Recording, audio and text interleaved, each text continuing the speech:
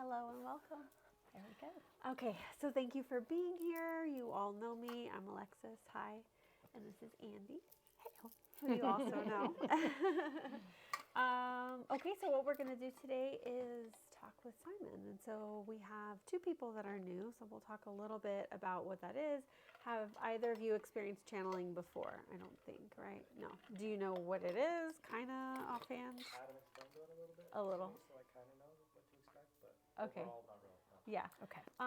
So first of all, it's like weird stuff, right? But you know, I say that and it's true because like our society and our culture kind of has really downplayed anything that is non-physical. Like we think that the world is just a physical world, but what's happening now is like things are shifting so much that we haven't starting to have more of an awareness that there's a lot more to it. Even if we don't quite get it, we know that there's a factor that we can't quite put our fingers on. And so that's kind of what we're tapping into here. So Simon and I work together across lifetimes. That's a whole thing. If you're more curious, you can read the book because it's a whole thing. But what we'll do today, oh, and you're new to this as well. You haven't been here. Oh, we have three people. Yeah, we've got three of them. Oh, Three of them, well, there you go. And have you haven't experienced anything like this either? I have ideas. I've heard of it for sure, and Yeah. that's about it. Yeah. Yeah. So we'll talk about what it isn't. How about that? Like for people. Yeah, so let's talk about it what it it's isn't. not possession. Right. That's one thing. I've actually seen that, and this is not that. What it has to do with is like I am.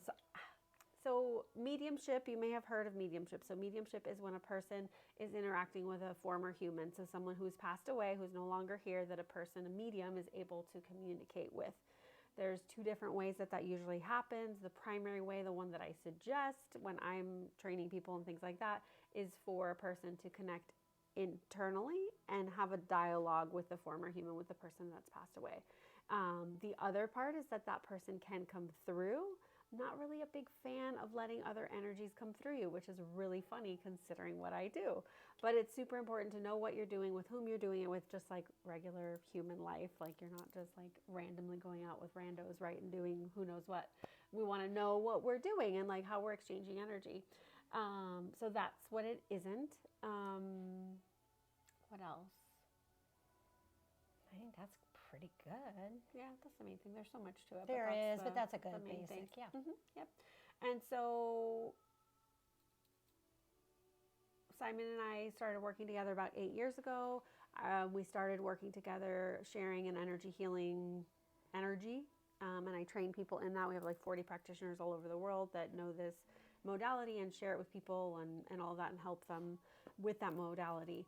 And then about 3 years ago, I wrote my first book. And in writing the first book, it came up like, what, he can talk to people. I'm like, oh, I guess he kind of could.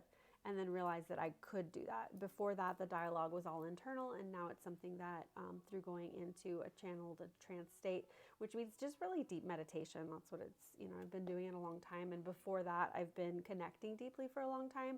So it's just pretty easy for me to do it at this point.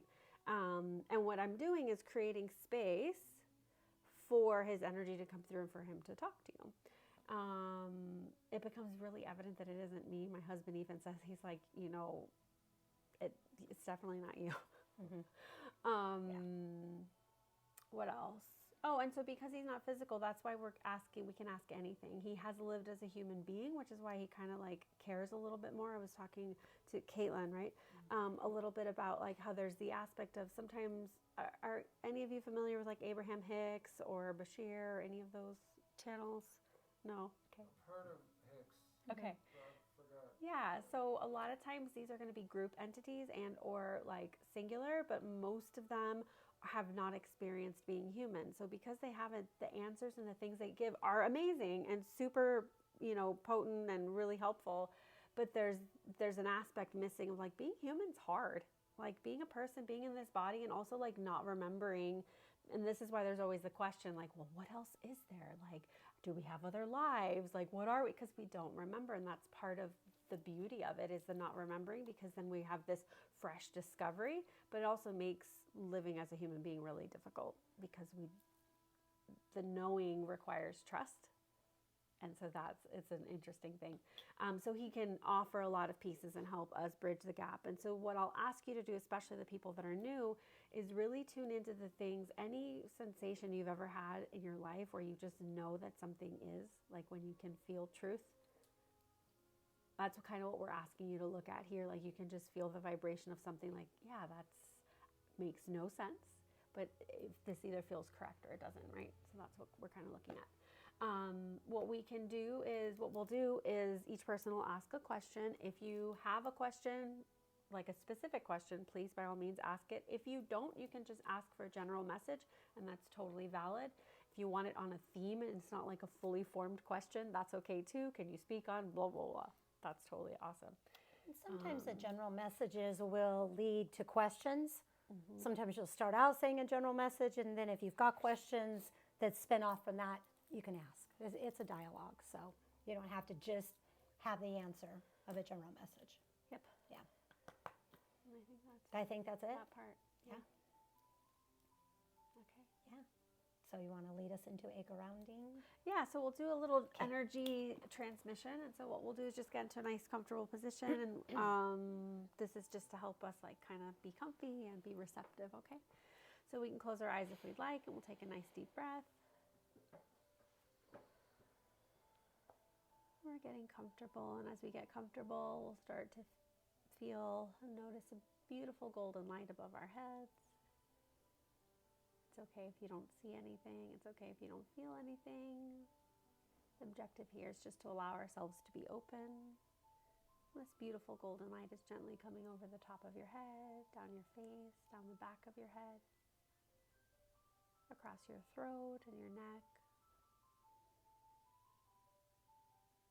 It's a somewhat warm, somewhat cool feeling going across your shoulders, down your arms and your hands, across your chest, down each and every vertebrae. Take a nice deep breath. This beautiful golden light is going down your pelvis, down your bottom, across your legs, down your lower legs, ankles, and feet. One more nice deep breath. Allowing this beautiful golden energy to soak into each and every cell of your body, allowing for anything that no longer serves you in this moment to gently fall away, creating space for more of your own understanding, for openness, more space for your own connection to yourself. It's allowing us to be more receptive to the messages that are coming forward today.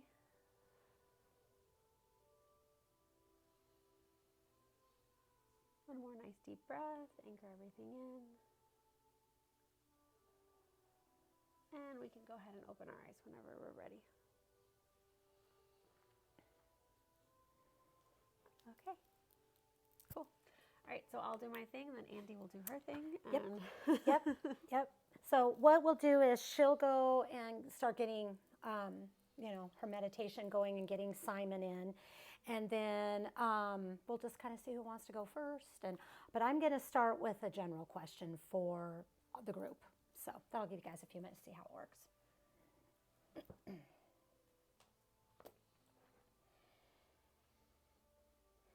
We may begin. Welcome, Simon. We are back for another month at Janny Lou Creations in Road River, and we have a group of participants today for questions. But before we get to the participants, we would like to talk a little bit about enlightenment and awakening.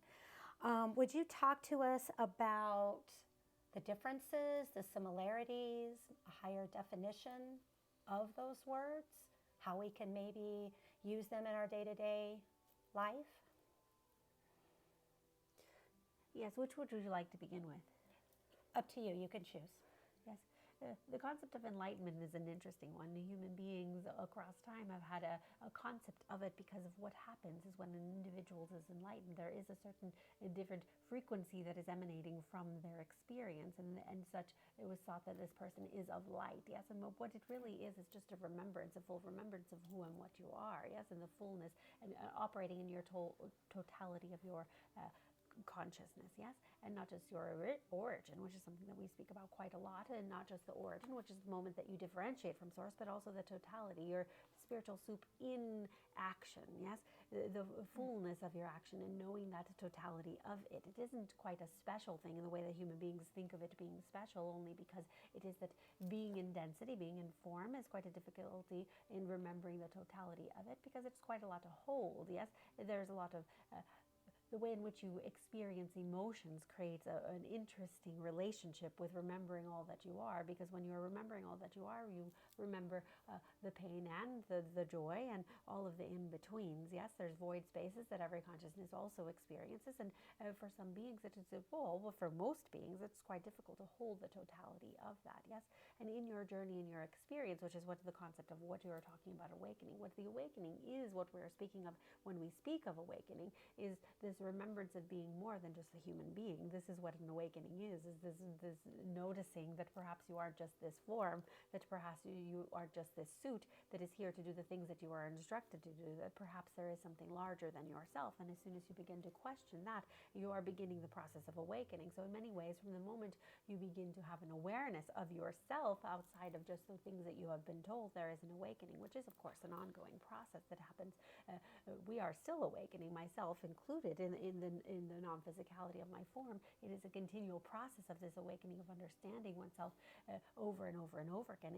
Awakening has much to do with the concept of expansion, which is something that we speak on quite a lot. This subject of expansion, and this concept of being able to be in the state of consciousness. Its natural state is to be in one of expansion. Yes, it is an ongoing continuation, and awakening is very synonymous with the concept of expansion. Yes, and this enlightenment piece, which we're speaking of at this time, is in many ways, we speak of, you were speaking earlier that you wanted to go beyond, the concept of just the human concept of this, but it is quite a human concept, yes, because human beings have had this idea, but the vibrational understanding of what they're trying to put the label on is this the solar energy, but not just the solar energy, the light emanation, which is quite interesting because individuals have the light emanation in each and every cell, particularly on the mitochondria. They're emanating quite a lot of light, yes. And what is happening is when you're able to produce your own structural sustenance as well. This is an aspect of what is occurring. This is why you have some beings that they aren't eating food, yes, and they're this concept of an enlightened being not needing to eat food, because it doesn't have to do with that. They can eat food quite a lot, and they also cannot. This isn't quite the thing. It's the idea that they are producing their own fuel within their cells, yes, and so this appears when you are looking at them. There is an emanation of light from this being, and when there's a high emanation of light of the being, part of what is happening is the actions and the ability to perceive consciousness in the way they're perceiving their own consciousness, in the way they're interacting with consciousnesses all around them and relating to the consciousnesses around them begins to become quite different, yes, because there isn't that the forgetfulness. The forgetfulness allows for you to be quite cautious. It allows for you to be quite unsure of the way that you interact with another being, needing them to be a certain thing for you, yes, and for you to be a certain thing for them, yes,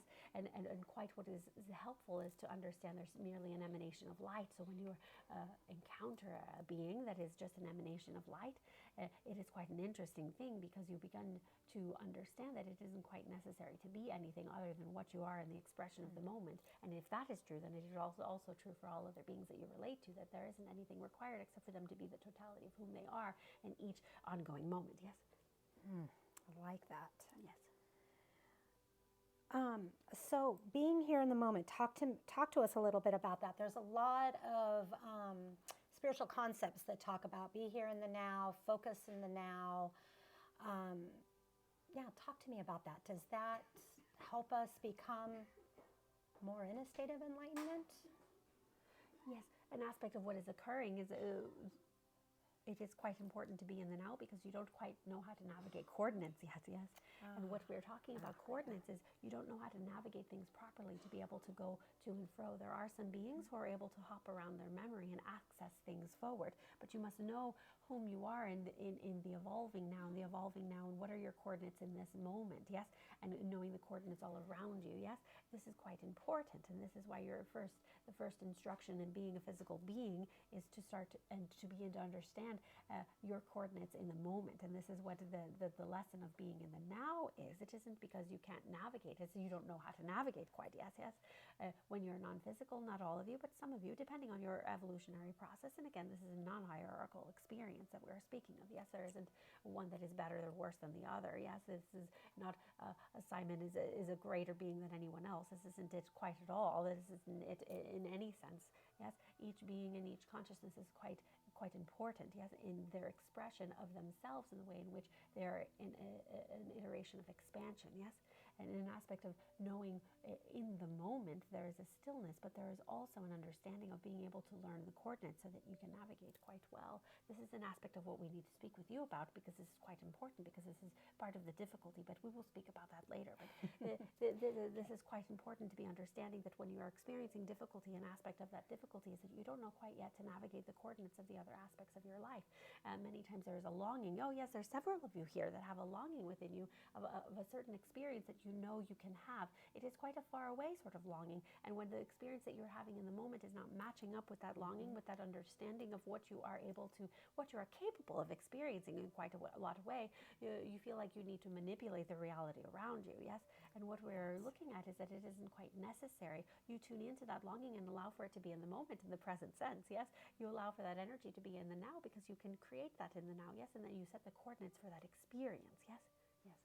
So when we're in the now, we set the coordinates for the experience, for what we're longing for the future. And allow for it to be in the now. And allow for it to be in the now. Yes, so you're experiencing in the now. There's quite a lot of people who speak of this, but it's quite a little bit of a confusing thing, because it is as if you're manipulating and you are needing to, like, as if it can come from your mind. The things that come from your mind are not what we're speaking about here, and that will not quite work.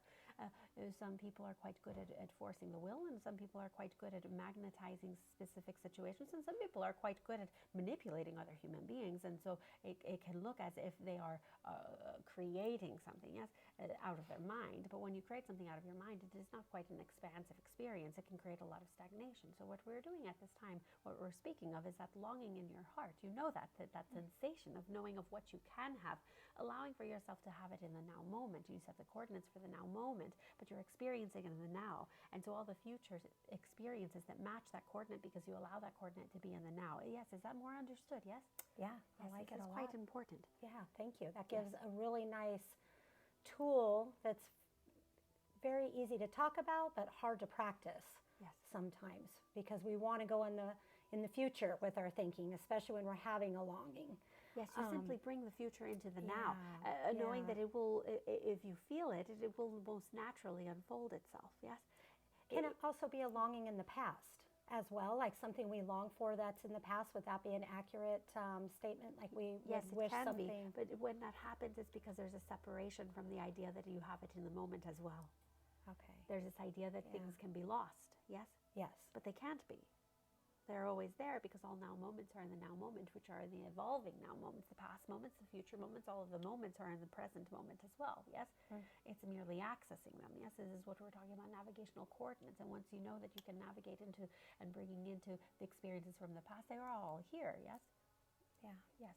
So if we have something that's happened in the past, let's say a trauma, we're having trouble getting through the trauma, we can bring that experience to the now and maybe adjust our coordinates. Yes, what you want to be doing is not necessarily be bringing the trauma into the now, because it can be quite disturbing to be continually experiencing the trauma that you are experiencing. Right. But there's a reason why it felt traumatic. And that is what you are wanting to be looking at. That is what you want to be healing. Most of the time when a human being experiences a trauma, it's because they felt alone, because they felt disconnected from their connection, from their relating. You are constantly relating to one another, yes? and there was a disconnection, and there's some sort of disconnection from the experience from yourself. You felt alone in some way. It is one of the most curious experiences of being human, is that the not remembering allows for the individuation to be one that feels alone, but you aren't ever alone. You are always created and connected to all beings. Yes, it's a matter of remembering that experience. So what you are doing isn't quite pulling up the trauma to bring it forward, because that can be quite disturbing, but what you are doing and what you are asking is that you are allowing for there to be a knowing that you weren't actually ever alone. And when you send that to the memory, to the coordinates that you have, such as that trauma experience, then you know that you are quite held in that. Yes, there's quite a lot here, because there's also the subject of quite a lot of times when there is trauma, there is a violation of sovereignty. Yes, and in that moment of violation of sovereignty, there is a disconnection from the interconnection as well, because when a being violates the sovereignty of another being, it's because they have a disconnection of the interconnection, because if they understood that that individual was them as well, they would never do the things that they did to them. Yes, this is quite clear. Yeah. This is answering some of the questions that the beings here have in their energies. Yes.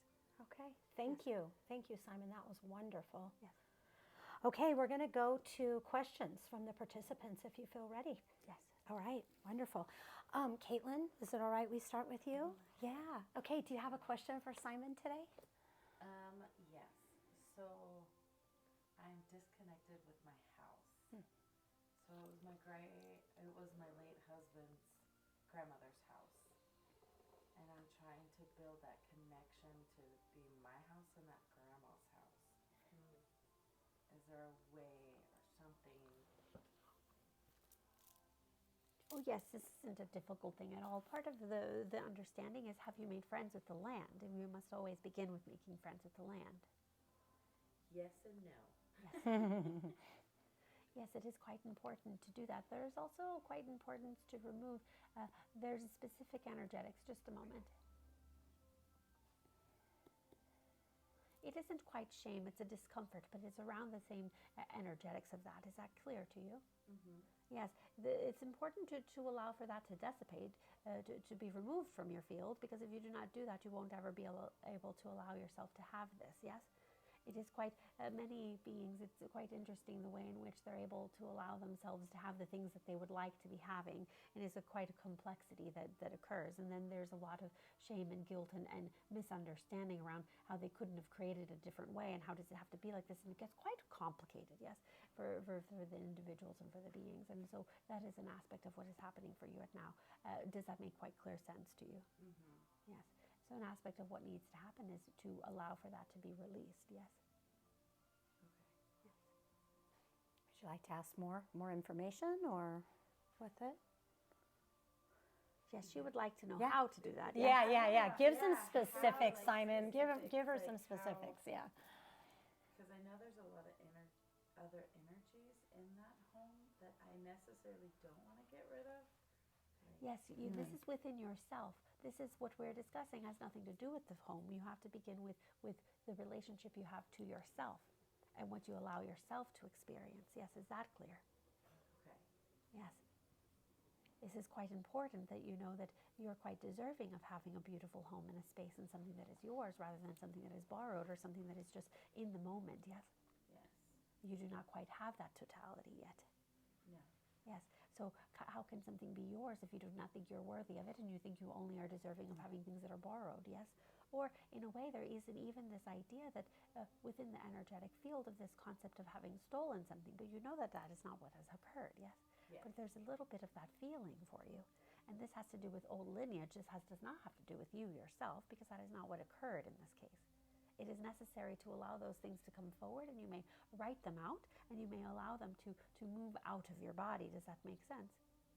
These are the things that you are moving, the things that are densities within yourself of the opinions and the heaviness of emotions that you have. But we're not needing to disregard any of the energies of the family members or any of the beauty that's in the home. That isn't necessary at all. What is necessary is for you to know that you are a deserving steward of the space that you're in, yes? That you are deserving of having beautiful things, that you are deserving of having a life of stability. This is quite important for you. Yes. If you do not do that, then you cannot, you will never come into resonance with the home, yes? Yes. Yeah. Do you want to ask more? You can, if you would like. There's like so much, but it's like different avenues too. Right. Different, Right. you know, like there's a long list of stuff that I want to know, but Mm-hmm. it'll take up way too much time. Well, is there anything burning on the top of your mind that you would want to? Because you're welcome to ask if you'd like. Would Simon, here's a total random, would Simon know if I had a daughter, that if it was my daughter's twin was an actual female or male?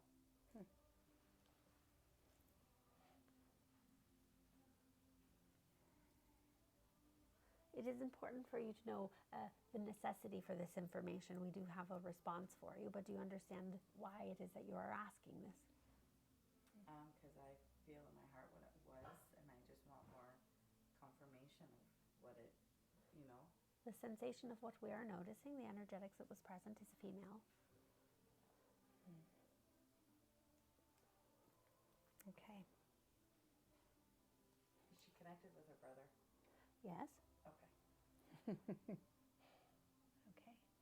It is important for you to know that you know what you know, yes, and it is quite important for you to have developing a relationship with what you know, yes. Yes. And sometimes that is by asking for confirmation, yes. Yeah, I'm always second guessing myself. Yeah, yes, it is quite important to not do that. Yes. Yeah. Yes. Yeah. Is that a completion at this time? Is that a completion? Are you okay for the moment? It's okay with One us more. that you Yeah. It's Okay. That Yeah. you asked Sorry. for one. The spirits and that I believe are in my home, are they what I believe that are connected to me spiritually? As in like my son, my husband, my daughter? Yes, there is also an additional energy that resides in the home, but that has to do with the land, that they resided in the land previously and they like to be around, yes. Do you know that person's name? That I could talk to or become friends or? They do not wish to be discussing their name. This happens at times, and it's quite important because what you need to be doing is tuning into the energetic signature of the individual, yes? This has to do with the enlightening of the abilities that you are wanting to be engaging with, yes? And what you could be doing is placing offerings for the energy, yes? Because what you want to be doing is being clear on the energy that is coming forward for you and having discernment of whether or not this is a correctness for you, and then having the confirmation of being able to connect in that way. Is that clear? This is quite important because this will also help assuage the fears that you have by being able to communicate in a clear way and understanding what the energies are. You all know a sensation of if you do not like something or if you do like something, yes? There your mind may tell you that you wouldn't know, but you do quite know, yes? Yes. Yes. So tuning into the energetics. Yeah. Yeah. Okay. Complete for the moment. Yeah. All right. As much as we can be right now. Yes, absolutely. All right. Who would like to go next? Yeah, I know. I felt like it was you. Yeah, Sherry. Actually, the question came up as I'm driving in the car. Yeah. I think thank you, Simon, for allowing us to ask these questions and participate in your being with us today. But I don't know much about my family history. And I wanted to know, because of the spiritual soup that's talked about a lot with Alexis, do I have an ancestor either on my paternal side or my maternal side that was involved with metaphysics?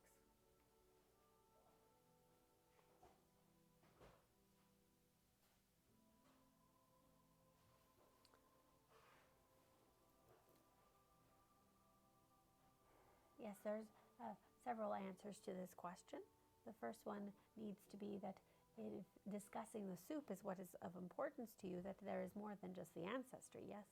And you have an awareness that you have been involved in metaphysics, your beingness, yes? Yes. Yes, and so that is an aspect that is quite important. And when a consciousness has a certain resonance for something, many times when you are choosing the lifetime to go into the lifetime, to be born to the parents that you will, it isn't just about the parents, it's about the energetics that's within the lineage, yes? Being for several reasons. Sometimes you come in to be able to shift the energetics. Sometimes it's because of the manifold that will come forward, in terms of being able to your descendants, yes? Yes. And so it's quite important to be understanding that there's many reasons why you come in, yes? And that there's a matching to this energy. And then also there's an understanding at this time that there is on both sides, but there is a jumping around, if you will. So it isn't every single experience. There has been an ongoing on and off sort of switch. And within much of it, just a moment.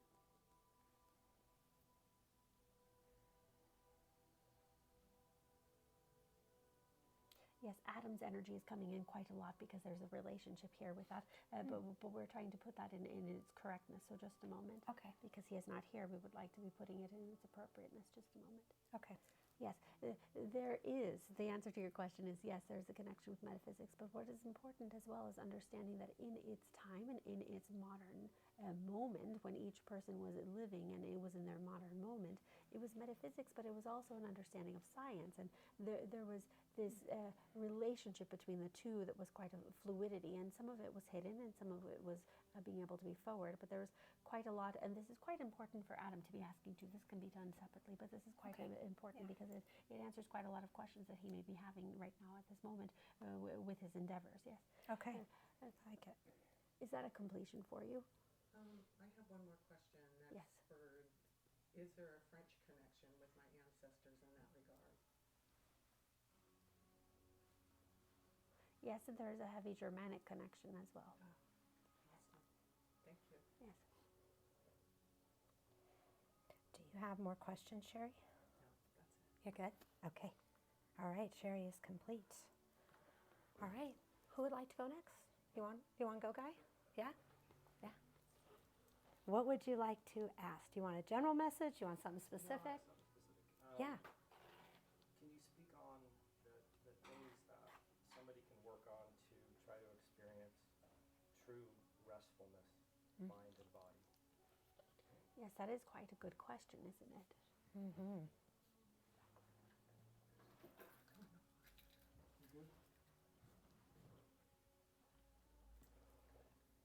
Being able to calm the frenetic energy that is in the center, yes? Because there is a constant frenetic energy. Sometimes it occurs through some beings. Are you asking specifically for yourself, or would you like this to be more of a broad question? For myself. Yes, there is a frenetic energy. Do you know what we speak of? Vaguely. Yes, in your inner core, it's always as if it's always moving. And that movement is quite helpful because it allows for you to be experiencing multitudes at once. And what this means is that some beings have, this will be quite unusual too. All beings have, when you are incarnating as yourself, you are incarnated as Guy, yes? And in this lifetime, you're experiencing more than one timeline, but you don't have the physical awareness of it. Many beings do not have this physical awareness of this. They simply are going about their life, being their life, and not knowing that the choices they make, that they are experiencing the alternate and other possibilities. Is this understanding? Yes. Yes. What is occurring is that there isn't a conscious awareness of this for yourself, but your body is aware that it is, in some iterations, it is always awake, and there's a bit of a confusion for itself. Because it is trying to be what it isn't in the moment. It's trying to be more than what it is, yes? It's trying to be all of the iterations, and it can't quite be that. It can only be the iteration that you are in this moment, yes? You're specifically asking for how to bring there to be a restfulness, yes? Correct.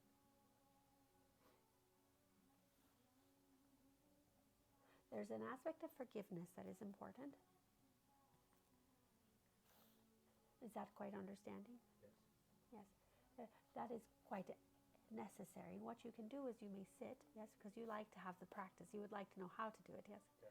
And you will be experimenting with this. You will be trying out different ways to do this. But each time that you do it, you will be sitting or standing or walking or whatever it is movement that you would like to be having. But what you will be doing is tuning in to this forgiveness and allowing it.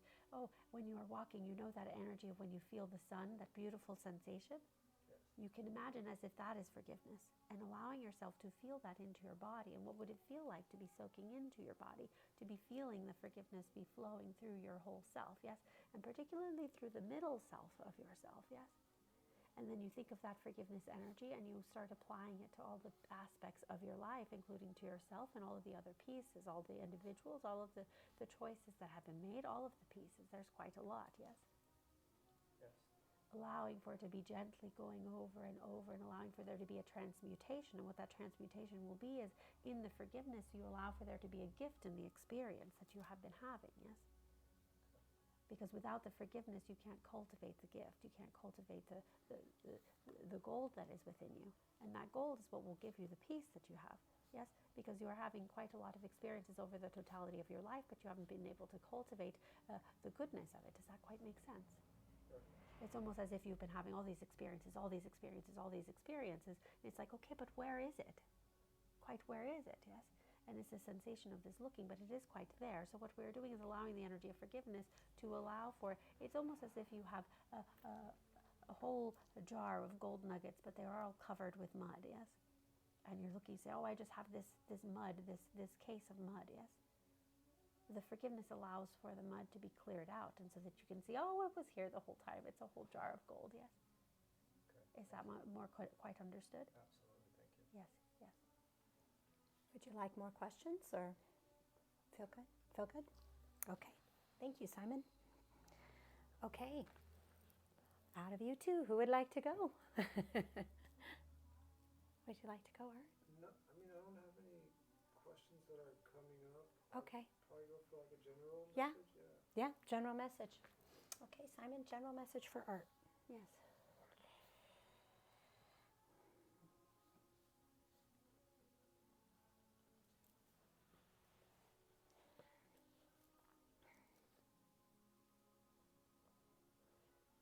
Yes, there are many things that are coming forward. Just a moment.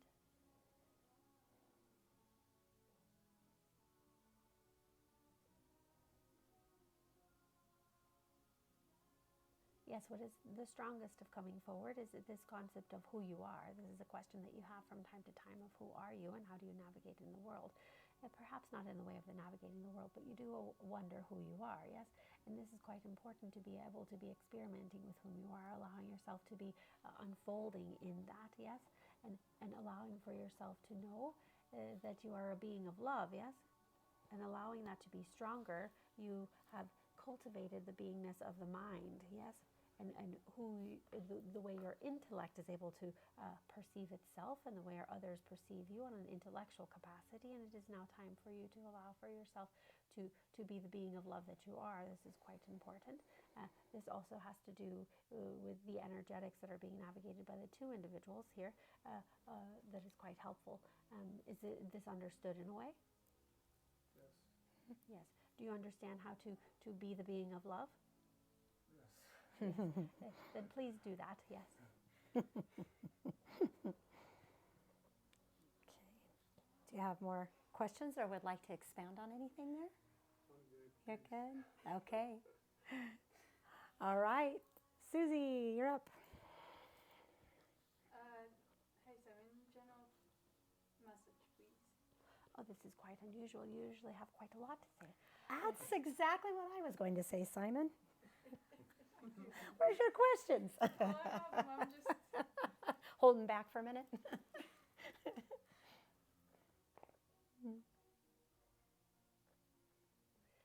Yes, it's quite important to know that the pathway is quite clear now, yes. Simply moving forward is what is necessary.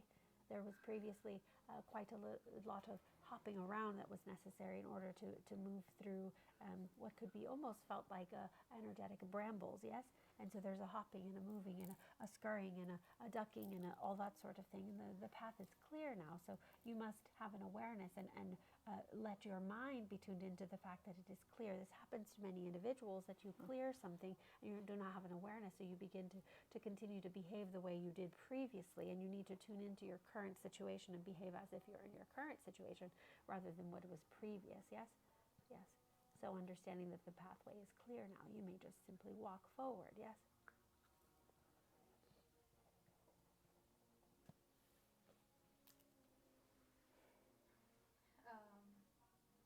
I do have one question that's... I am curious is if...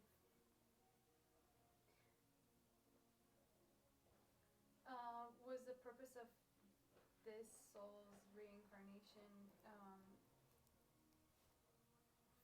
forgiveness, is that something that it needs to experience, or is it?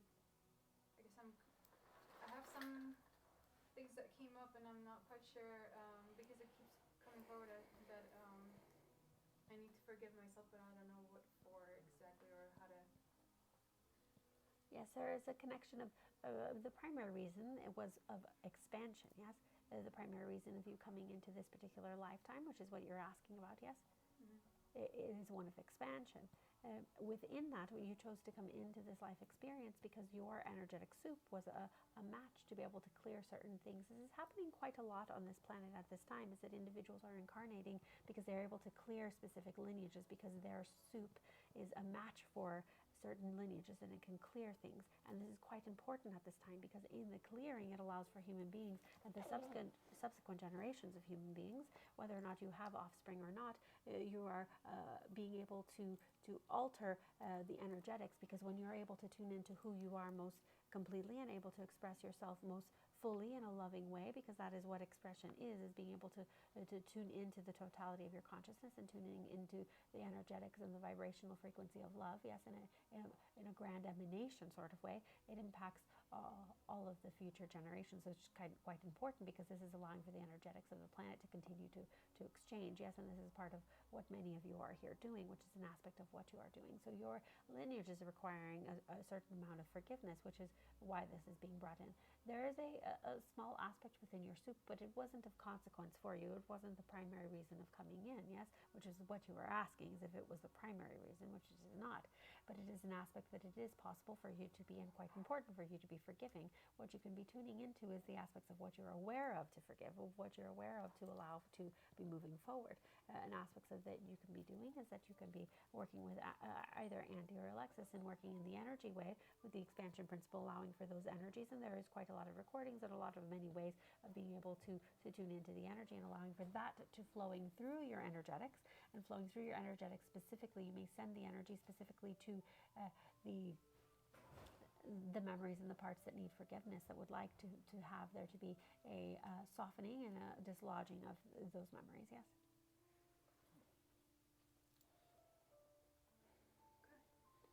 Thank you. No more? Any more questions? I guess I would just be curious if there's anything that he thinks I should know for now. Yeah. Anything else that Susie should know for now?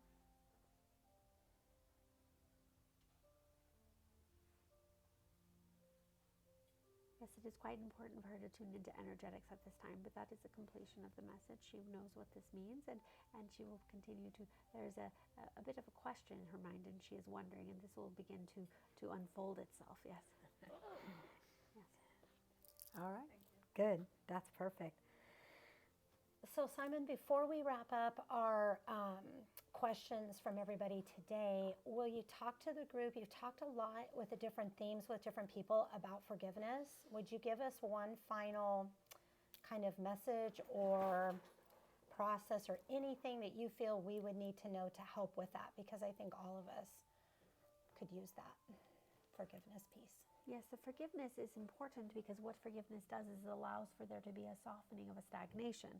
Yes, when you are tuned into a certain moment and having it's almost as if, as a cow, yes, a cow regurgitates and continues to chew its cud and does it over and over again, yes, in the three stomach way. And this is a bit of what happens for human beings, but it happens over and over and over again, not just the 3 times, but over and over. And what is happening with that is they aren't able to, as we were discussing with other beings, is they aren't able to utilize the gold. That is the whole purpose of having experience, is to have the gift of any particular experience. It isn't just for pain. This is the perception of the human being. Forgiveness is helpful because it is an instrument of being able to move forward into expansion rather than being in stagnation. The pain that you're experiencing many times has to do with the meanings that your mind is putting to things, but it also very often is because you feel the need to be stuck in the moment, because then many times what is happening as an individual believes that there's a punishment that is necessary, and the lack of forgiveness is that punishment that an individual is putting on themselves. Yes, and so the forgiveness is the key, if you will, that allows for them to no longer be a prisoner to their own selves. Yes. Thank you. All right. that concludes our questions for today. Oh, Sherry, I didn't see you. Sorry. Yeah. Simon, I'm very interested when you utilize a transmission through Alexis. What is it that is actually happening? Are you using some of your own energy to project to the individual to help them to break loose of some of the chains that they have on themselves, or are you activating something in the individual to where they can grow and expand? Yes, that is quite a helpful question. You are asking if the expansion principle energy is myself. Yes. It is not myself, no. It is a bit of a peculiar thing to be talking about, but it is the combination of Alexis and I's energy in the way in which, not of making something, but in the consciousness way of our origin, yes, and the non-physicality, and has to do with the way in which when you're non-physical, there's many ways to experience reality, and this has to do with dimensionals and dimensional understandings, yes, and the dimensional understanding isn't just a place, and it can be a place, and it also isn't. It's a consciousness awareness. So what happens when you're non-physical, you're also your environment and you're yourself. You're both and, yes, there's a separation and a connection. So this is of our environment. This is the energetics of the dimensional environment in which we reside, which isn't quite us in the consciousness way, but it is similar to it. Yes, see how it's quite a bit of complexity, but it isn't my consciousness coming through to you. Yes, the expanded principle is not the Simon consciousness, if that was what you were asking.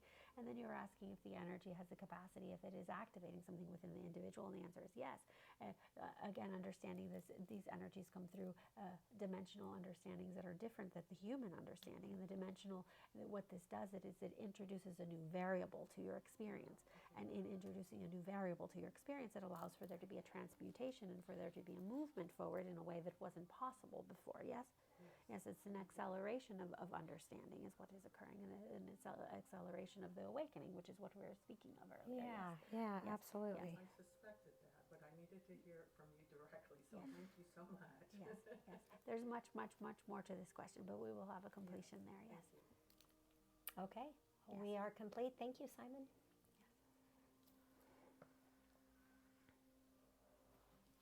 Welcome back. Just want to make one last note on that last part. That last question was really good, Sherry. Yeah, it was. Thank you. So how are we doing? Do we have questions, thoughts, things we...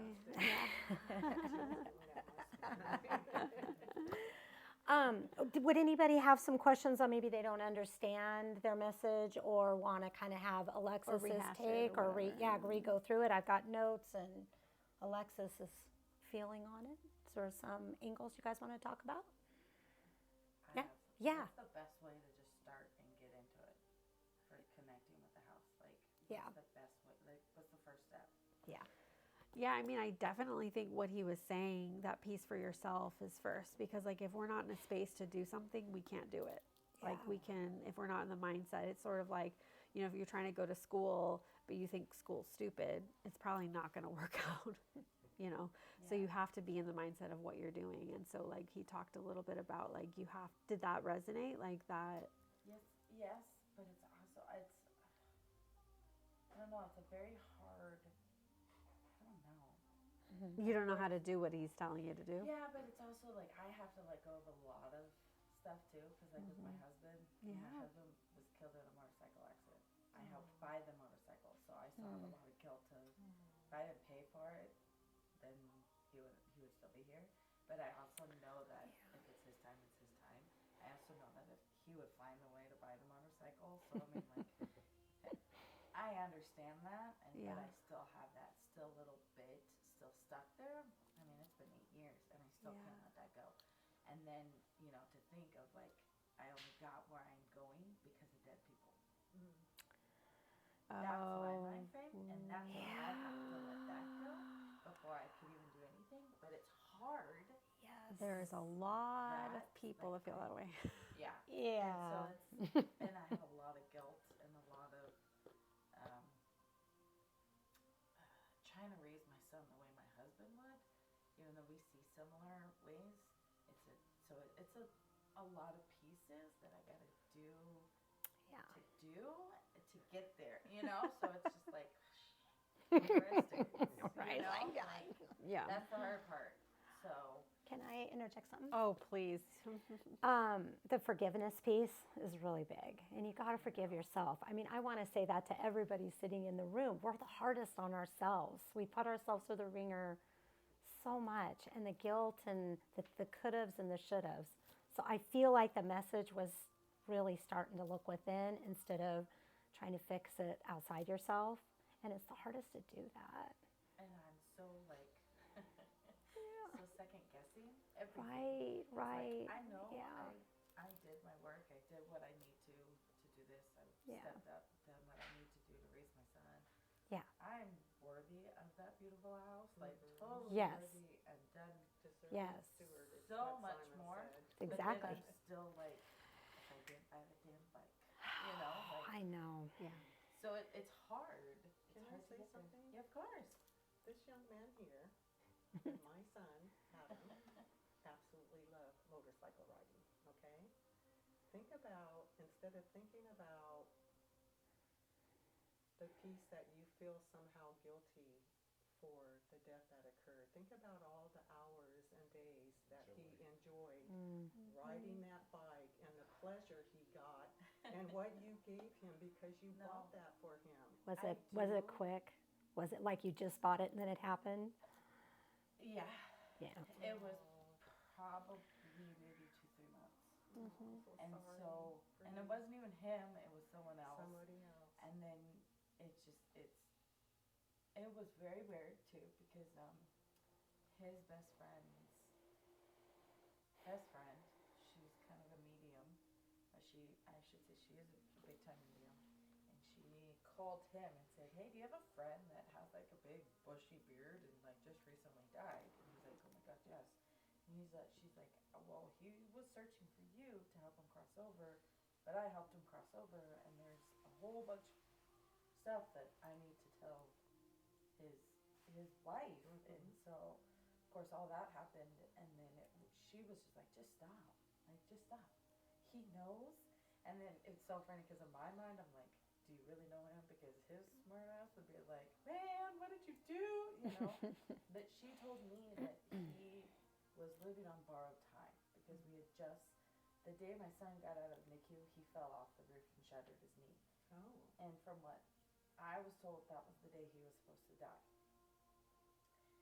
And so from then until probably 3-4 months, we laid his dad to rest. And then he was constantly, I feel like I'm on borrowed time. And so it always like closed that circle.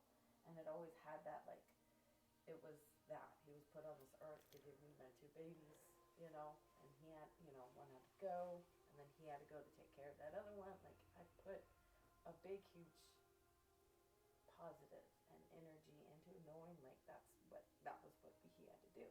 Came on this earth, gave me my babies when I told I couldn't have babies, and then he left to go take care of one, and you know. So, but it still always comes back to I would have more time if I didn't do that damn bike. But then I know, like it's just so it's an inner it would fight. have found its way some other way And I if know that that. was true. Yeah, Yeah. and I know that. And thank you for sharing your story. Can I say something? Of course. Before you even said you thought he was living on borrowed time, before you said that, in my head I was thinking it had nothing to do with the bike. Yeah. And that's the I other agree. thing too. I agree. Is that Yeah. I know in my heart that, like everybody, that's a joy that he always wanted to get his bike back, and that's what he wanted.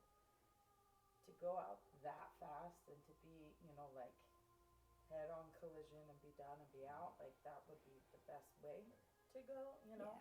Yeah. But then it also breaks my heart thinking he was coming home because he was going to fix the tail light in my car and do a big huge family barbecue. Could be And anything. then my thing was like, what was he, you know, so like I'm still stuck on that to where I haven't been able to grow and let go. And I think that's the most part that I need to do before I can even get to to the grandmother's house, because it was his grandma. So if there's no bloodline, there's no nothing to it. So, yeah. Yeah. So I'm gonna have to try to figure.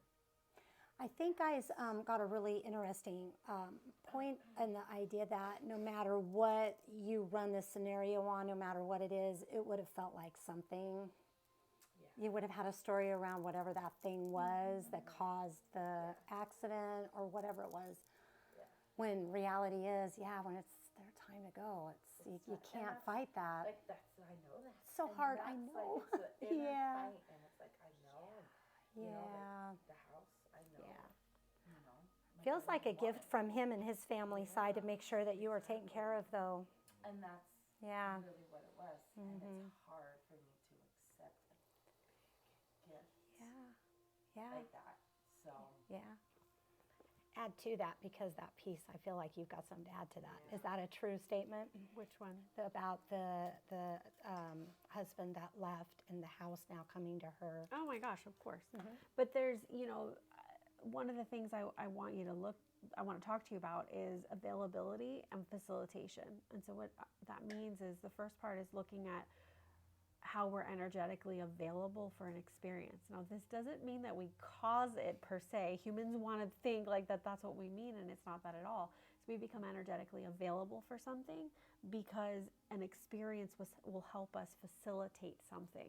That's what energetic availability means. And we're humans, and so we have all this idea about that there's certain things that are good things that happen in our life and certain things that are bad things that happen in our life. And if it's on the good list and if it's on the bad list, and it isn't like that at all. We really do that. It's really about an experience and what will it facilitate. Does that part make sense?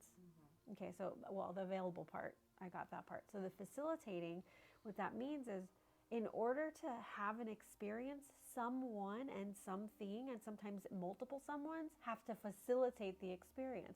So let's say you're available to experience independence and what it is to be independent, what it is to take care of oneself, but also be fully supported, because there's a significant thing for your soul to know that, to have that unseen interconnection, to have this experience of being alone and not alone at the same time, because that's what your life is. It's being alone and not being alone. So in order to facilitate that, what has to happen? You can't be alone unless people leave. So in order for that to happen, someone has to facilitate that experience, right? Does that make sense? So there's people who have to go. So there's this matching. There's so much behind the scenes and so much energetically that occurs for our experiences to be happening. And we facilitate things for each other on a soul level all the time. Even the not good things. This is where I won't go too deep, but people don't like that part.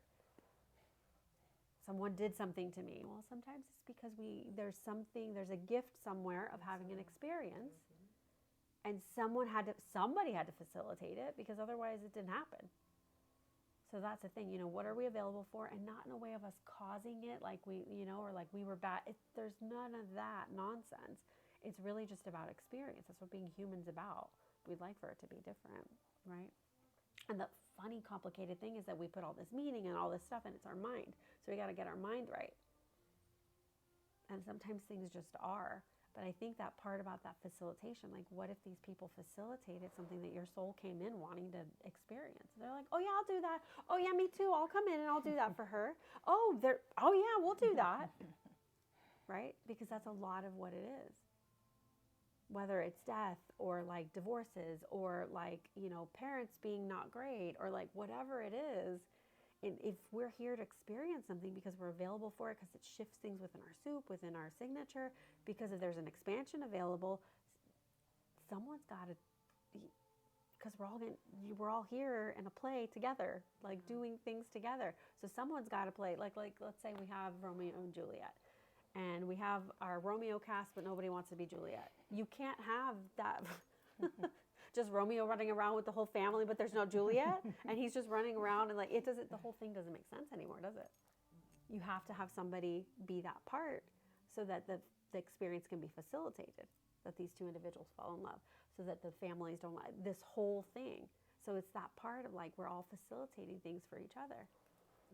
Example, this lovely woman is my best friend. And and we're both deeply grateful for each other. And it's such a funny thing because we each require each other to facilitate the experience of having this kind of connection. So there's the facilitations we like, and they're the ones we don't because, so it's looking at that, like for you to have the experience you're having right now, that had to be the way it was. So it's more than just like you had to leave to take care of the bed. It's more than just that. It's really like the totality of your life to be this strong, independent person. And your soul wanted that experience. And so in order to have that experience, the stuff that your mind says sucks had to happen. Does that make sense? Yes. Now I want to just kick myself on my own ass. Be like, really, soul? Yeah. Like, you wanna be What was I insane? thinking? Like, what the hell? Come on now. So then the next piece of it really is having appreciation for the things that we don't know. Yeah. And trusting, like, and you can feel that, that like, oh, I don't like this, but it is. Okay, let's go. Let's ride. Like, that's the feeling. Like, it's just like that. Because what else are we going to do? I mean, we can sit in the corner and just cry and be like, oh, life sucks. And sometimes that's what happens, and we need to move through that again because we're available for it for whatever reason. It helps us move through something, right? So, yeah. Yeah, you're welcome. Yeah, hope that helps. Mm-hmm. Yeah. How's everyone else? Yeah, doing? how's everybody else? Want to talk? Want to talk about yours? Did you get the forgiveness part of what you can do with? I think To right. rest. That was Yeah, the interesting. rest. Yeah, your question was so good on that. No, I got it. And the example was great with the jar full of gold nuggets that had mud or sand in it. And it's a great way to picture it. Yeah. It I is. love the sun, and I get, when I lay in the sun, I get a feeling that I don't get with anything else. And it's the best feeling in the world. When And I don't know you well enough to no, know that. and she wouldn't know that. I knew that. So in my mind, I'm thinking that is all I've known about you. Example. Sun is so I can important. feel that feeling without thinking Yeah. it's something else that I've never really felt. I know Yeah. what that feels like. Yeah. I know what it does to me. Yeah. And I can't get that feeling from anything else. So I can at least, I've experienced it. Yep. So it's a little easier to Because you know what you're working feel towards. that. Correct. Yep. So the example's wonderful. Yeah, I thought that was perfect. In my mind, I was kind of chuckling, going, oh, yeah, she wouldn't know that, but I knew that. Yeah. Yeah. So I was thinking, that's actually a perfect analogy for you to, and now you can take that feeling of what you feel like there when you are having, a rough night. You can maybe bring that feeling in. Absolutely. Yeah. And an example of a lot of things going on at once from either past lives or Yeah. just everything's in my body and my head is running at once, but my head doesn't know it's all running at once. That was interesting. So that felt She measured- accurate. That's how I feel. Yeah, it's almost like you're in I'm two different trying to places. relax, Yeah. I'm doing everything, I'm breathing, I'm doing everything I can, and my body is just saying, ain't gonna happen, dude. Just not ever gonna happen. You might as well just get up. And so then I give in and I'm productive and I do something Yeah. with that because I can't shut it off. And then some nights, Yeah, you're last out. night, really, I don't know why. There's no continuity, there's Yeah. no reason, there's no activity, food, it's just so random and I don't know where it comes It's from. a time thing. It's a time thing, yeah. Yeah. We can talk more about it, but it's a time thing. How much do you know about like nonlinear time? Is that something you've really explored? Yeah, I mean, I would say having the intellectual understanding of that could be helpful because there's practice. You need to have the intellectual part of it's you. You need to have the intellectual understanding of something first, and then can start play with it. Your spiritual experiences will probably be very didactic and very intellectual first, and then you apply it. You've got to have that baseline, and that may be the disconnect previously is that you don't have enough of that piece to have a curiosity to explore things further. Does that make sense? Yeah, I mean, there's a lot. I have a big like protective drive, and so I think sometimes when I don't feel like all is right in the world, even if it's not with me, I have this. I can't turn it off. I'm like Adam. I'm like her son, Yeah. and so that's kind of how I feel sometimes, and I think that has something to do with that. I don't know on any linear level or whatever, but yeah. Yeah. I think explain playing that with to me that more. better. Yeah, we can talk about it more, and I have a Yeah. course I can give you that you can like look into and stuff that might help.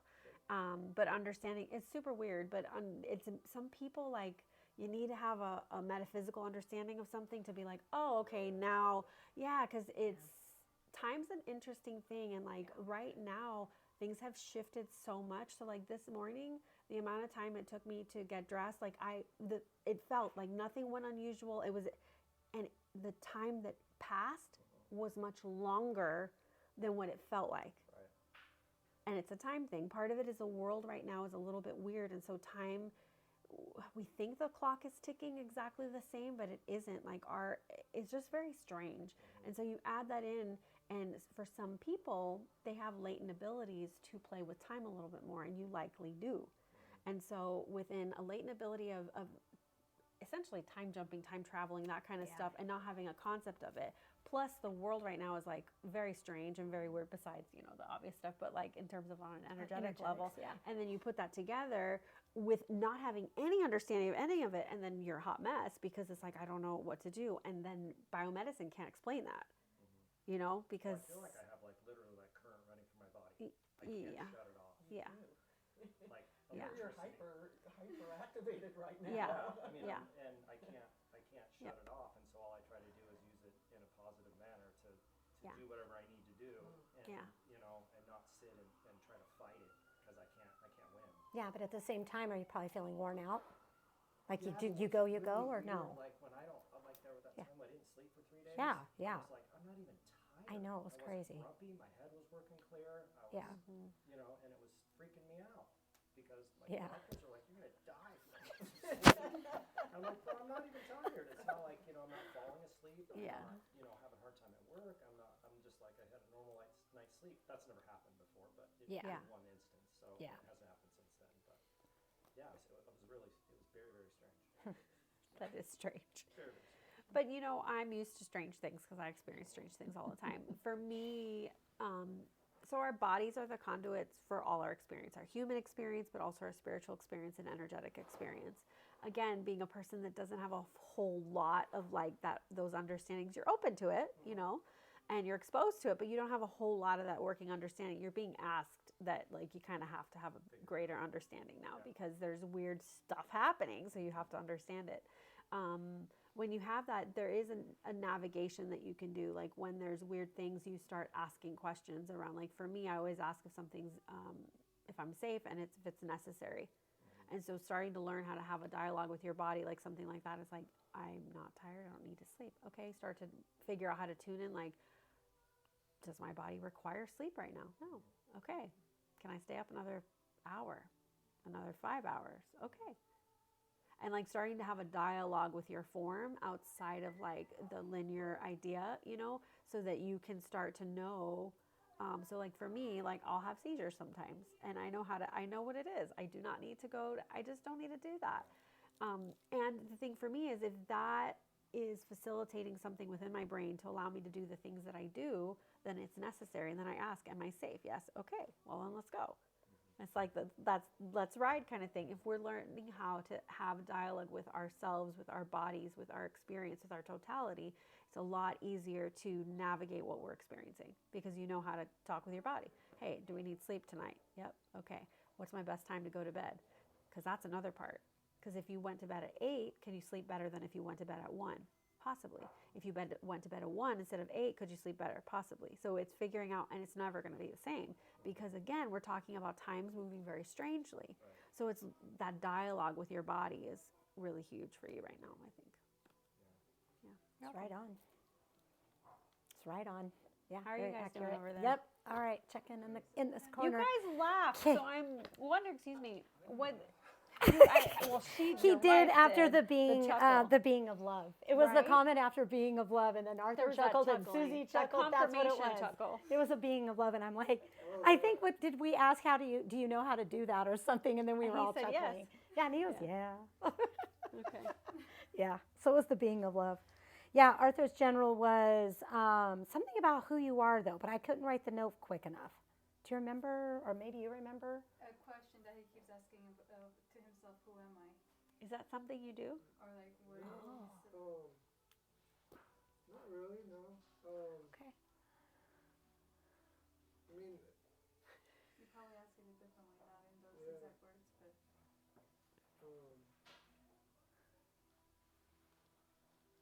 I mean, I used to maybe kind of do that, but no, I wouldn't say I do that now. Mm-hmm. Yeah. Mm-hmm. Yeah, because I think I have noted down like who Simon was saying who you are a being of love, And please do that was how he Yeah, at ended the that. end, And then that we were was all kind funny. of chuckling on that. Because Please he do that. asked, do you know how to do that? And I was like, okay, well, please do that then. Yeah. Please do that then. Yeah, a lot Yeah. of times there's things that we know to do or know how to do, and then we're just not doing them. Just kind of funny. We're humans. We get to do whatever we want, and then, Yeah, absolutely. And then, Susie, what about you? You have a general message, pathway being clear for you. I liked hearing that this time. Yeah. Yeah. A bit confused about that, but I think I know, but I'm not quite sure if I know enough of it. Like the skipping around and all of that. Yeah, I felt that I've been doing that my whole life in every circumstance. But I guess I was wondering if the clarity is it in one aspect of my life or is it the general whole? I would say whole.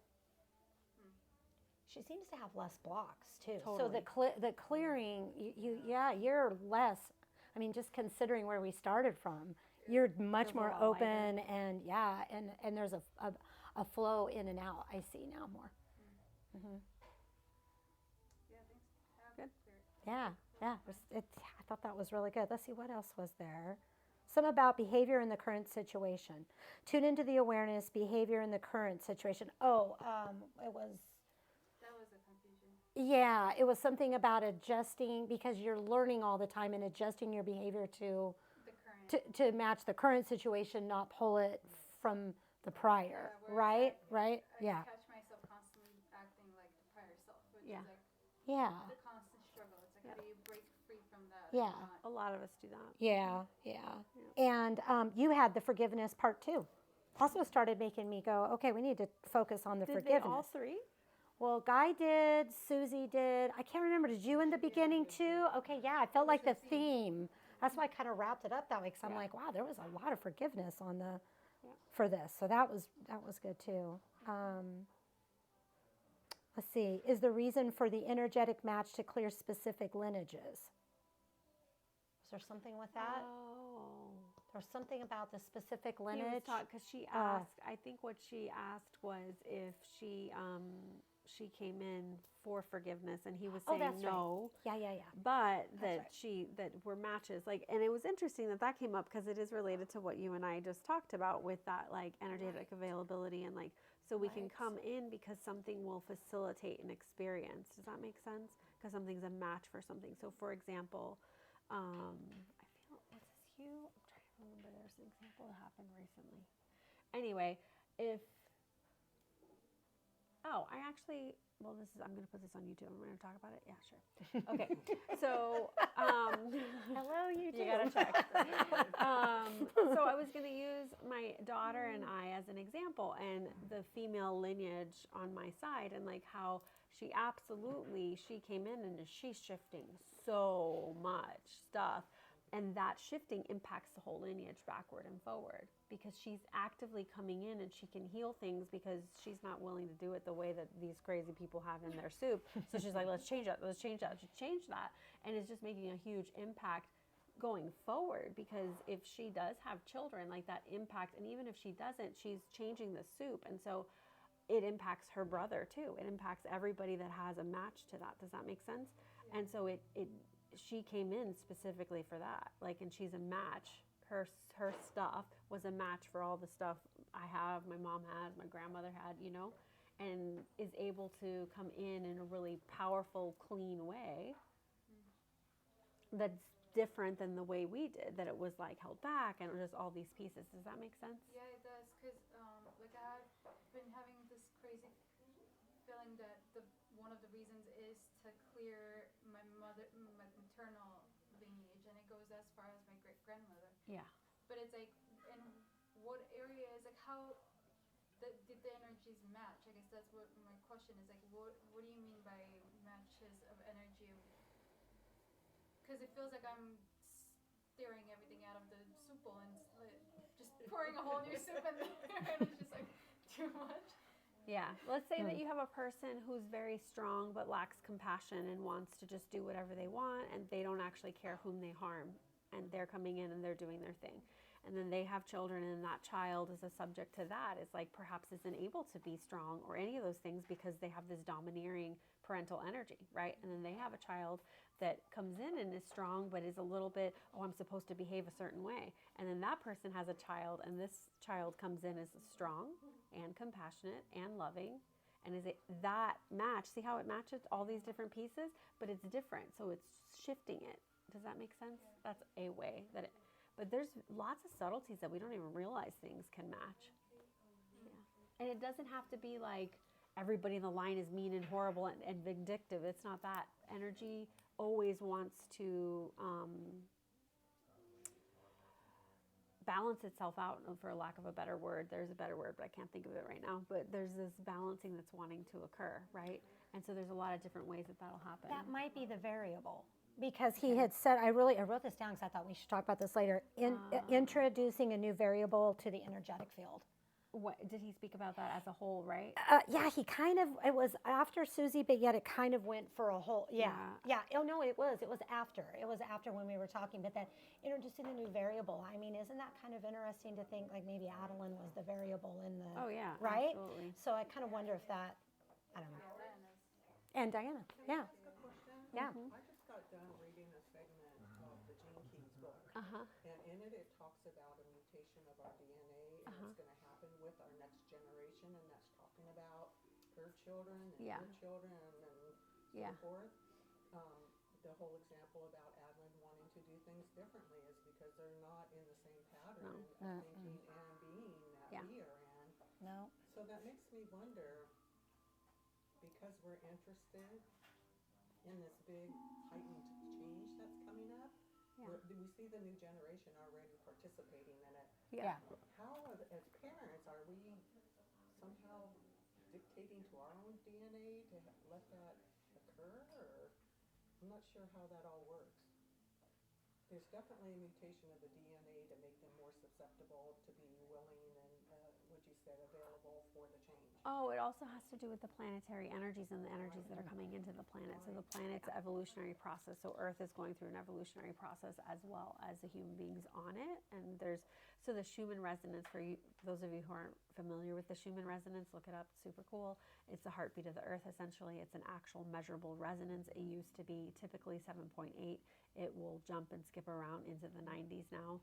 In the last 20 years, it's been doing, well, actually, it went into the 50s in the last 20 years. In the 90s, it's been in the last several years. And it'll hit peak even above 100. And so my understanding is that that happens because it's helping our growth, right? And so with that happening in those shifts, the Earth's not the same place it was before, not just on a like social level, but on an energetic level. And so that impacts the kids for sure. That's an aspect of it. You also, the type of energies, the type of souls that they are coming in are different as well. So there's that part. And also the impact of the healing, like that individuals have done on the planet, whether or not they have children, impacts everybody also, right? Because when we heal forward and back across time and lineage, and it doesn't matter if our children are already born, our healing does impact them, which, you know, science would say, how does that work? Unless you talk to a quantum scientist, and then it's like, well, obviously, right, non-locality. Right. Yeah. Go ahead. No, I said the quantum area of understanding it is quite different than your conventional scientists. And people think that quantum is new when it's not. It's not. It's like you're talking about the early 1900s, the 20s, the 30s, the 40s, like the whole, Anyway, that understanding's been around for quite some time. I was trying to kind of a little bit about what she was talking about, how her children are performing and behaving on a different level, and yours obviously, with Adeline. It just made me wonder, it made sense that it's moving back and forward, and also helping us as the parents that generated that. Yep. Yeah. And in closing on all that, a big part of what's happening is a deeper degree of activation of sovereignty. So what we mean by sovereignty is owning yourself, like being whole onto yourself instead of giving away our will to something else, right? The kids coming in now, they're not, no tolerance to that. They're like, you do it this way, but we do it this way. I'm sovereign. Why do you think? You either get on board with it or don't. Or not. Yeah, totally. That's how it is with the idea. Thank you. Yeah. So Sherry, are you?